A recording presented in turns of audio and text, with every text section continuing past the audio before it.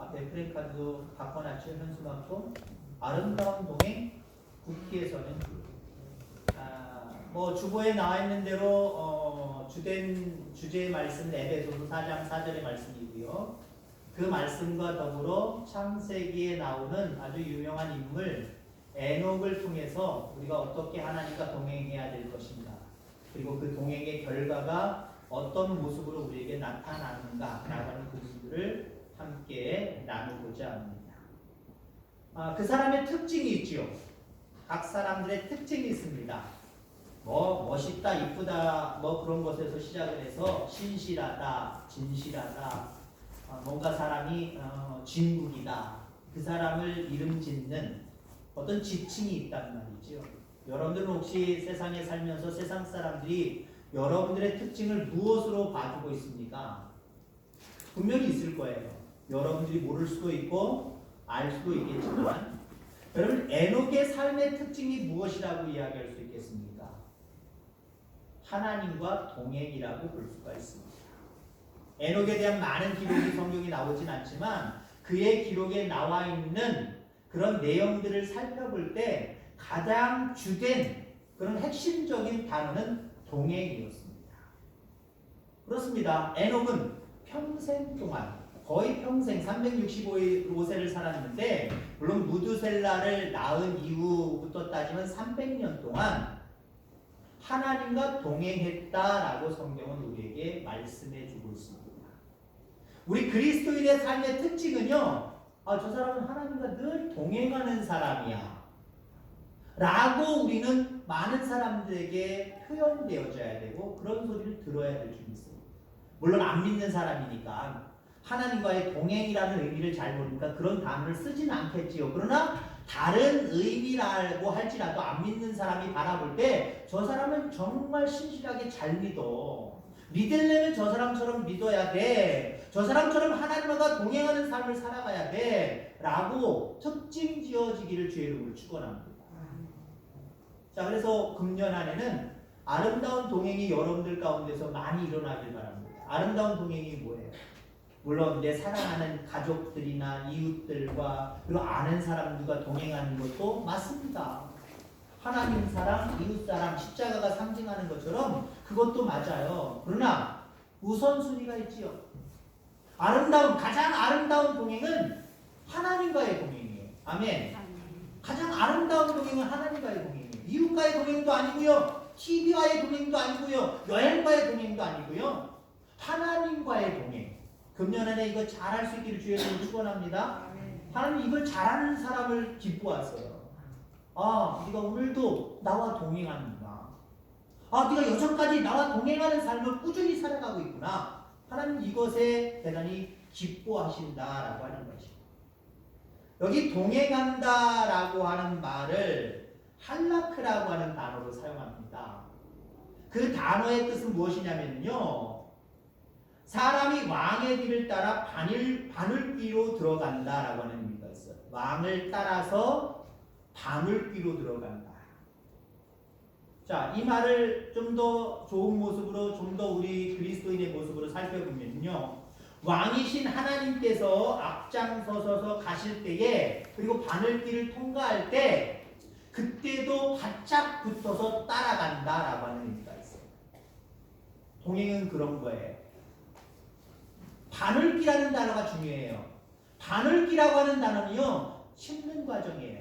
바늘기로 들어가는 거 실이나 들어가지요. 거기 사람이, 낙타가, 동물이 들어갈 수가 없단 말이에요. 매우 벅찬 거예요. 어려운 과제입니다. 거의 포기해야 될 과제고요.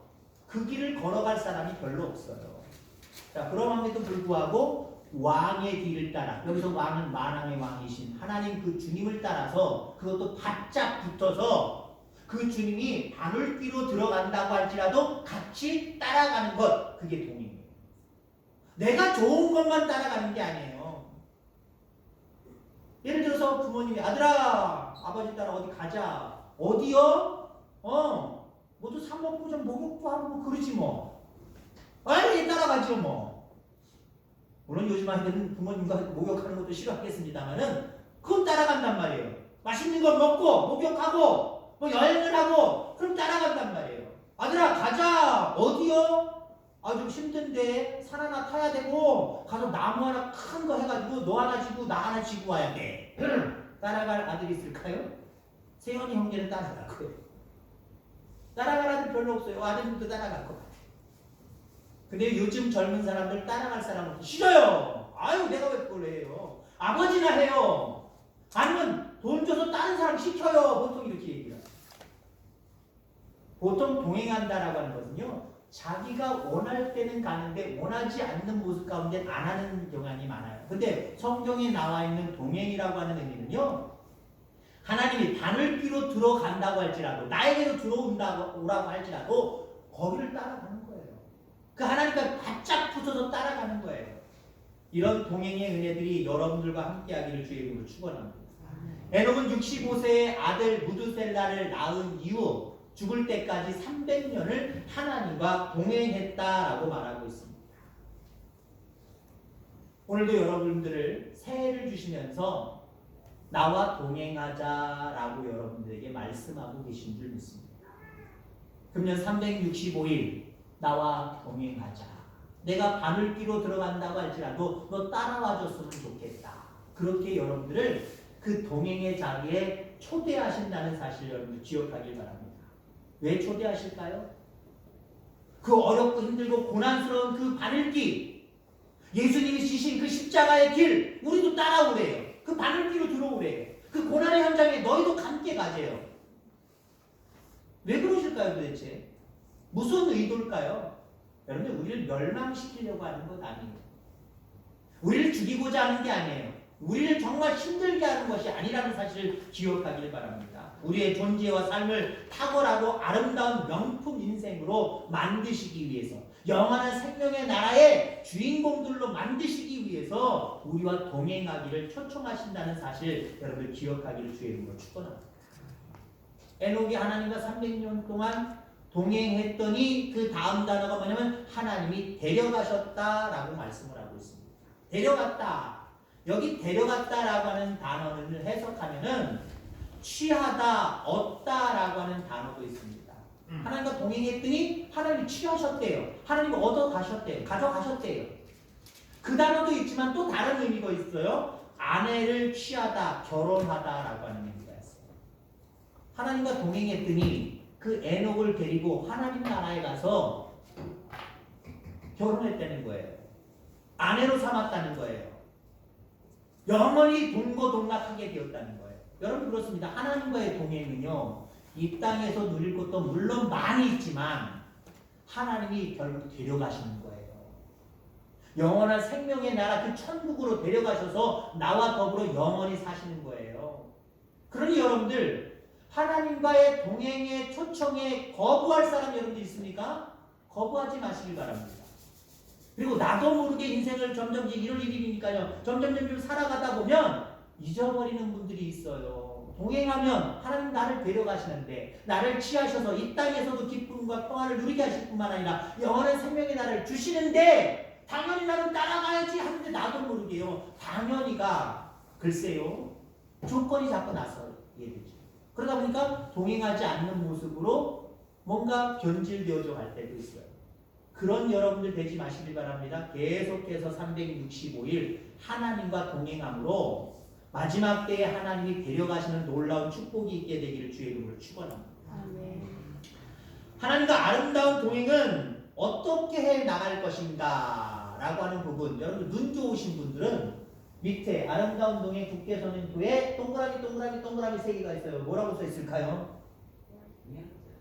영적 예배자로, 복음 전도자로, 이웃 섬김이로. 요쪽 분들이 약간 유리한데 못 알아보시고 장로님이 많이 하시고, 요쪽은 좀 불리해요.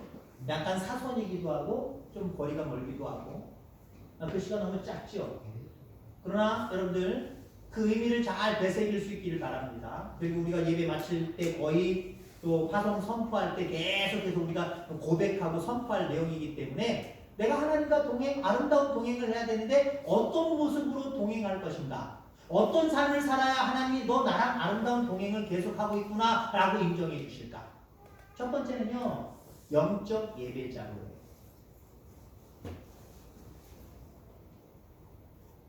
우리 교당 표어는 이 영적인 예배자로 서게 하소서라고 하는 것을 대단히 강조하고 그것만 얘기해요. 근데 우리 교회 표어는 그거를 덮는 광범위한 표어입니다. 아멘? 교당 표어 저는 잘 안 따라가요. 거기에 맞춰서 분할된 부분들을 이야기하든지 아니면 지금처럼 좀 더 광범위한 모습으로 제가 표어를 정합니다만은 그러면은 아름다운 동행. 그 아름다운 동행의 가장 대표적인 건 예배예요, 여러분들. 내가 하나님과 동행하고 있다? 근데 예배를 경히 여긴다. 그거 하나님과 동행하는 거 아니에요. 나는 동행한다라고 얘기할 수 있지만 하나님은 네가 좋을 때는 따라오고 바늘 끼로 들어갈 때 고난스러울 때 고통스러울 때 뭔가 세상에 바쁠 때 그때는 안 따라와? 그게 어떻게 나랑 동행하는 거냐? 라고 말씀하실 거예요. 그러면 하나님과 아름다운 동행을 하길 원하십니까? 영적 예배자로 금년 안에 바로 세우기를 주의 이름으로 축원합니다. 이따 광고 시간에는 2022년도 여러분들 열심히 하신 분들에게 나름대로 우리 교회가 이런 거를 가지고 뭐 열심히 하십시오라고 연초에 이야기했던 부분들을 시상을 할 겁니다. 내년도에는 같은 시상의 내용들이 대부분 많이 있고요. 거기에 좀 더 플러스되는 그런 부분이 있어요. 공적 예배 우수 참여자에 대한 시상을 할 겁니다. 그러니까 성경 공부 참여자들보다 더 상장이 더 상에 대한 그 규모가 질이 더 커질 거예요. 왜요? 금년표가 아름다운 동행이고 굳게 서는 교회고 그 중에 가장 아름다운 동행을 표현하는 것이 무엇이냐? 내가 굳게 설 수 있는 비결이 무엇이냐? 영적 예배자로 서는 거거든요. 이거 잘하면 물론 하나님이 주시는 상급이 가장 큽니다만은 또 교회 안에서 그래도 나름대로 본이 되고 많은 사람들에게 기감이 되는 모습으로 공적 예배에 잘 참석했다. 그래서 그분들 시상할 거란 말이에요. 시상이 중요한 건 아니지만 하나님이 기뻐하세요. 예배에 열심을 품을 수 있는 금년 한 해 되기를 주의 이름으로 축원합니다. 아멘. 지난 한 해보다 공적인 예배가 우리 새벽기도도 물론 있습니다만은 새벽기도는 여기서 뺐어요. 주일 낮 예배, 찬양 예배, 수요 예배, 금요 예배도 한 달에 한 번 드린 금요 예배 뺐어요. 공적 예배 3가지 가지고 죄송하지만 평가를 할 거란 말이에요. 출석 체크를 제가 할 거란 말이죠.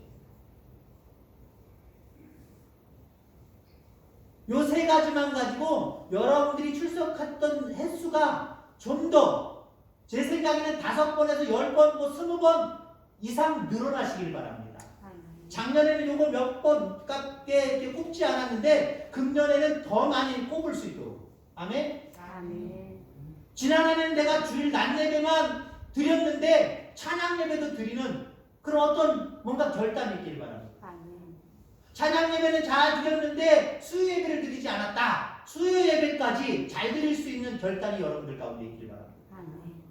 그게 하나님 앞에 하나님 보실 때 아름다운 동행이라는 거예요. 그런 아름다운 동행을 하는 사람들은 하나님이 그 가정을, 그 자녀를, 그 삶을 굳게 세워주세요. 여러분들이 굳게 세운 거 아니에요. 하나님이 세워주셔야 되는 거예요. 하나님이 세워주시지 않는데 여러분 그게 끝까지 유지되고 잘 견딜 것들이 어디에 있습니까? 무너지게 되어 있어요. 쏟아지게 되어 있어요. 구멍나게 되어 있어요. 그러나 하나님과 아름다운 동행을 예배를 통해서 잘 감당하는 사람들에게는요, 하나님이 그 가정을 굳게 해주세요. 굳세게 해주세요. 그 사업을 굳세게 해주세요. 그 자녀들을 굳세게 세워주세요. 이 축복이 있게 되기를 주의 이름으로 축원합니다. 아멘. 두 번째가 뭐죠? 복음 전도자. 정말 하나님과 아름다운 동행을 하는 사람들은요, 내게 주신 그 은혜를 다른 사람에게 나누어요. 아멘. 나눈단 말이에요. 그게 아름다운 동행이에요. 금년 안에 정말 많은 모습들이 있어지기를 바라는데 특별히 작년 한 해 지나가면서 올까지 지금까지 나름대로 자리가 좀 채워진 것 같아 너무 감사해요. 아멘. 내년에는 올해는 더 채워질 줄 분명 믿습니다. 아멘. 그래서 뭐 코로나 상황이 아직 풀리진 않았습니다만은 오늘 그 송구영 신예배 새벽에 드릴 때 넘어가서 이렇게 새벽에 드릴 때도 우리가 마스크를 그대로 낀 그대로의 상태 속에서 주여를 크게 외치고 통성으로 기도했어요. 좀 이제 좀 담대해 보려고요. 금년 안에 열심히 기도할 뿐만 아니라 입술을 벌려서 복음을 많이 증거하시기 바랍니다. 아멘. 그동안 한 2, 3년 동안 못했던 마을 클럽에 초청을 해서 하는 행사들도 우리 장로님들과 의논해서 좀 하려고 해요. 자꾸 모이게 하고 나누어 드리고 그러면은요 안 올 사람들 없어요. 이번에 물난리를 할 때 우리 교회에서 많은 것들 정말 부족하고 연약하지만 하나님이 여러 가지 모습으로 채워주셔서 개인적으로 하시는 분들도 있지만 교회 이름으로 하셨죠. 그 나누어 드리니까 어때요?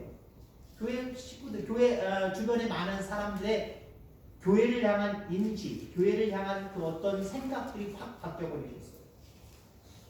확 바뀌어버렸답니다. 또 우스운 표현이지만 예전에 목회자가 이렇게 지나가면 안녕하세요 인사하면은 소 닭보듯이 쳐다보시는 분들이 상당히 많았어요. 요즘은 그렇지 않습니다.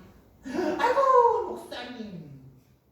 뭐 제가 그렇게 많은 사람들한테 뭘 받았다고 뭐가 다른 표현을 받았다고 하는 게 아니라 교회에 대한 태도들이 많이 바뀌었다는 거예요. 아멘. 여러분들이 하신 일이에요. 그리고 하나님이 하신 일. 아멘. 내년에는 좀 마을 분들 자꾸 모시고 자꾸 찾아가면서 자꾸 복음을 증거하며 나눴으면 좋겠어요. 그럼 반드시 열매 맺습니다. 아멘. 그 모습을 통해서 하나님이 야, 내 남자일교는 금년 안에 아름다운 동행을 나와 함께 더불어 잘했구나 라고 이렇게 인정해 주시지 않겠습니까? 세 번째 뭐죠? 예수. 이웃 섬김이. 뭐 좀 전에 얘기했던 것이 중복되기도 합니다만은 자꾸 섬기면서 복음을 증거하는 모습. 이게 아름다운 동행이에요. 하나님과의 관계만 그냥 제대로 되면 되지라고 하는 어떤 그런 모습만 생각하지 말고요. 십자가의 의미는 또 이웃이잖아요. 하나님 사랑하는 만큼 이웃에 대한 관심과 사랑과 섬김이 분명하게 있어야 됩니다. 자, 그래서 여러분 아름다운 동행을 어떻게 할 것인가? 복음 영적 예배자로, 복음 전도자로, 이웃 섬김으로 그렇게 하나님과 아름다운 동행을 금년 안에 시작하게 되기를 주의 이름으로 축원합니다. 아멘. 자, 그러면 하나님과 동행하는 삶의 결과가 어떻게 될까? 물론 굳게 섭니다. 이게 결론일 수도 있어요. 아름다운 동행을 하면 어떤 결과가 나올까요? 굳게 서는 결과가 나오는데 좀 구체적으로 살펴보려고 합니다. 에녹을 통해서 살펴볼 거예요. 빛이 됩니다. 하나님과 동행하면 빛이 돼요. 어둠을 빛으로 이겨내는 승리의 삶을 산다는 거예요. 날마다 여러분 승리하시길 바랍니다. 어떻게 해요? 내 능력으로, 내 힘으로 누가 주변에서 도와주면? 아니요. 하나님은 모든 것들을 이기게 하시는 분이에요. 나 대신 싸워주시는 분이에요. 반드시 백전백승하시는 분이에요. 그분과 동행하면 그분이 내게 빛이 되어주셔서 모든 어려운 삶 속에서도 승리의 은혜들을 우리에게 허락하여 주십니다. 자, 에녹이 살던 시대는 사회적으로 영적으로 어두웠던 시대입니다. 그러니까 하나님과 동행하는 사람들보다 하나님과 동행하지 아니하고 반대로 나아가는 사람들이 더 많았던 시대입니다. 그런 삶 속에서, 그런 상황 속에서 그의 나이 65세에 무드셀라를 낳았고 그 다음에 그 무드셀라를 낳은 이후에 300년 동안 죽을 때까지 하나님과 동행했습니다. 자, 무드셀라라고 이름을 줬단 말이에요. 그의 아들 에녹이 아들을 낳았는데 뭐 부인이 낳았죠. 아무튼 아들을 낳았는데 무드셀라라고 지었는데 이 무드셀라라고 하는 이름의 뜻이 무엇이냐면 창의 사람입니다. 창의 사람. 왜 이런 의미가 많냐면 예전에 에녹에 대해서 이야기할 때 드렸습니다만은 전쟁터에 나가면 성문을 지키는 창을 들고 성문을 지키는 자가 있어요. 자기 편이 돌아오면 행복한 거잖아요. 창 내려놓고 문 열어주면 되는 거예요. 근데 그 창을 든 사람이 우리 편이 오지 아니하고 적군들이 몰려와요. 어떻게 해야 될까요? 그 창으로 자기 목숨을 끝내는 거예요. 마지막 보루라는 거지요. 자, 그래서 이 무드셀라라고 하는 이름의 뜻은 더 구체적으로 이야기하면 이 아이가 죽으면 심판이 올 것이다 라고 하는 의미가 있어요. 이 아이가 죽으면 심판이 올 것이다. 자, 실제로 무드셀라가 가장 성경 인물 중에 가장 오래 살았지요. 성경 인물뿐만 아니라 모든 인물 중에 가장 오래 살았습니다. 969세를 살았습니다. 그리고 무드셀라가 죽는 그 해에 아주 놀라운 성경의 사건이 벌어집니다. 무슨 사건일까요? 무슨 사건일까요? 홍수 심판의 사건이 벌어집니다. 하나님이 물로 세상을 지으셨음을 한탄하시고 완전히 심판하셨던, 물론 노아의 가족 8가족은 살려주셨지만 나머지 모두를 심판하셨던 그 사건이 벌어집니다. 969세에 무드셀라가 죽습니다. 그러면 365를 빼면 대략만 따지고 한 600년 후의 모습. 또 날 때잖아요. 날 때면 65세에 나왔잖아요. 65세에 나왔고 969세를 살았으니까 합치면 어떻게 되는가요? 1200년이 넘어가죠. 1200년 후에 일어날 일을 에녹이 도대체 어떻게 알았을까요? 우리는 이 세상에 지금 현재 속에 한 달 후에 일어날 일들만 점쳐도요, 한 달 후에 일어날 일들만 얘기해도요, 그 사람 대단히 뜬단 말이에요. 뭐 총선이든 대선이든 누가 될 것이다, 누가 얘기해 보세요. 그게 예를 들어서 여러분들과 관계없는 사람들이지만 정치는 사람이나 도사들, 그런 사람들 얘기했다고 보세요. 그거 맞히면 어떻게 될까요? 그 집 대박 나는 거예요. 그 다음부터는 줄을 서서 돈 줘가면서 내 것도 봐주세요, 내 것도 봐주세요. 자기 운세를 보려고 많은 사람들이 몰릴 거란 말이에요. 여러분들 1200년, 약 1200년 그 후에 일어날 하나님의 물의 심판을 에녹이 어떻게 알았을까요? 도대체 어떻게 알았을까요? 하나님이 알려주신 거예요. 하나님이 지혜를 주신 거예요. 여러분들 그렇습니다. 하나님과 동행하면 빛을 비춰준다는 게 뭐예요? 많은 의미가 있어요. 오늘 소구영신 예배 때 하나님의 빛이 내 영혼에 비치면이라고 하는 제목으로 말씀을 드렸습니다만은 그 빛은 여러 가지 의미를 담고 있습니다. 은혜일 수도 있고 축복일 수도 있고 강건함일 수도 있고, 그렇지만 오늘 본문에 나타난 모습으로 얘기하면 하나님이 지혜를 주신대요. 세상에서 익힐 수 없는, 터득할 수 없는 지혜를 주신 거예요. 누가 1200년 후에 일어날 일들을 어떤 학문이 에녹이 가르쳐 줍니까? 가르쳐 줄 수가 없지요. 하나님이 가르쳐 주시고, 하나님 가르쳐 주시고. 여러분 그렇습니다. 하나님과 동행하는 삶을 살아가면 금년 안에 하나님이 여러분들에게 지혜를 충만하게 주실 줄 믿습니다. 공부하는 학생에게 뿐만 아니라 사업하는 여러분들에게, 또 모든 일들을 감당하는 여러분들에게 하나님이 참 지혜를 주실 거예요. 여러분 왜 고민합니까? 별것도 아닌데 이렇게 할까 저렇게 할까, 이렇게 해야 잘 될까 저렇게 해야 될까, 이것 때문에 고민하는 거잖아요. 근데 하나님이 여러분들 가운데 빛이 되어주시면 여러분 고민할 필요가 없어요. 하나님과 동행하는 삶을 통해서 하나님이 이미 정해주셨기 때문에, 내 마음을 움직이시기 때문에 그 움직이는 대로 움직여서 살아가면 하나님 형통하게 하시고 심판을 면하게 하시고 풍성하게 하시는 축복이 있음을 여러분이 기억하게 되기를 주의 이름으로 축원합니다. 자, 그 다음에 우리가 하나님과 동행한 결과가 무엇이냐? 길이 된다는 거예요. 첫 번째는 빛이 된다, 두 번째는 길이 된다. 그러나 하나님과 평생을 동행하다가 죽음을 넘어서 하나님께 나아갔던 에녹의 삶은 몇 가지 의미가 있습니다. 먼저 예수님을 예표합니다. 에녹의 삶이 예수님을 예표한다는 거예요. 이 땅에 메시아로 오셔서 십자가를 지시고 죽음을 넘어서 부활하시고 승천하신 예수님의 길을 예표한다는 거죠.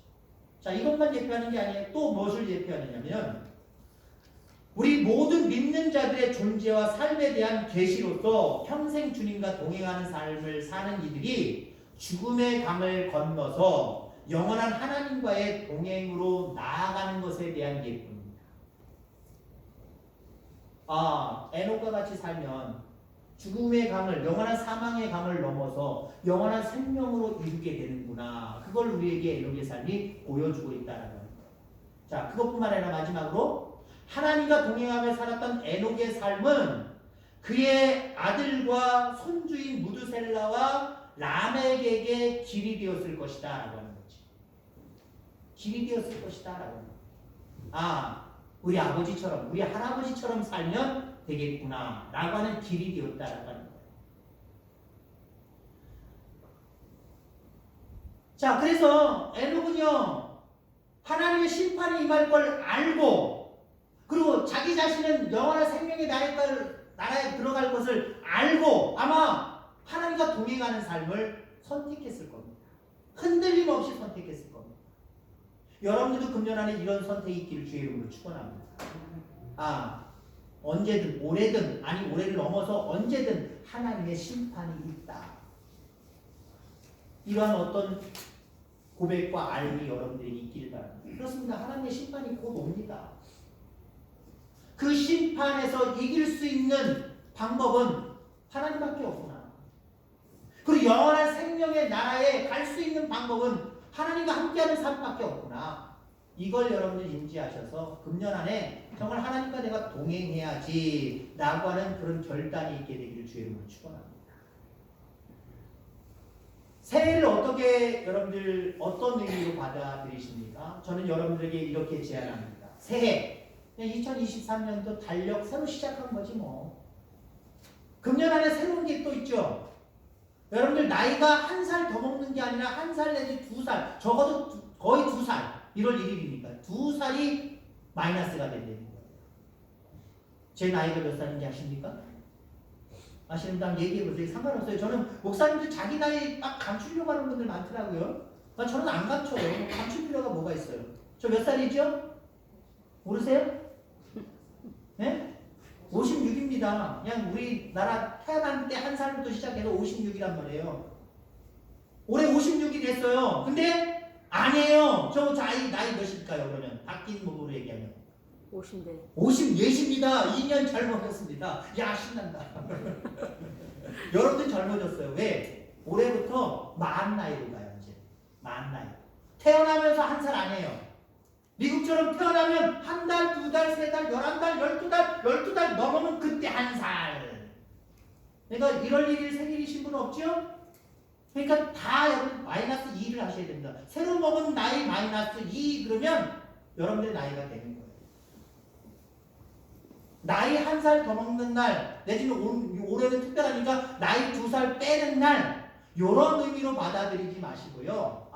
새해는 하나님이 나와 동행하자고 초청하는 날이구나 라고 그 의미를 새롭게 할 수 있길 바랍니다.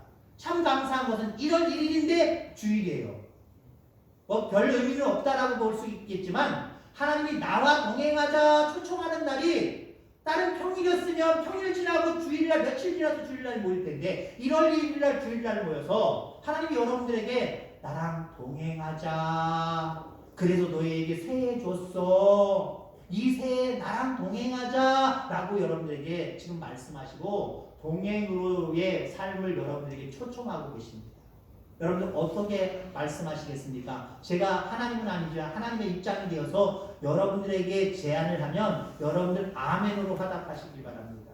금년 안에 너에게 주었는데 나랑 동행하자. 기도하겠습니다. 하나님 아버지 감사합니다. 금년 안에 우리 교회의 표 아름다운 동행 굳게 서는 교회입니다. 금년 안에 아버지 하나님 예배를 통하여서 복음 전도자로서 또한 이웃 섬김이로서 하나님과 동행하는 삶을 에녹과 같이 잘 살아갈 수 있는 우리 모두가 되게 하여 주시옵소서. 그래서 아버지 하나님 우리를 통해서 빛이 되게 하시고 길이 되게 하여 주셔서 아버지 하나님의 교회가 굳건히 세워지게 하시고 가정이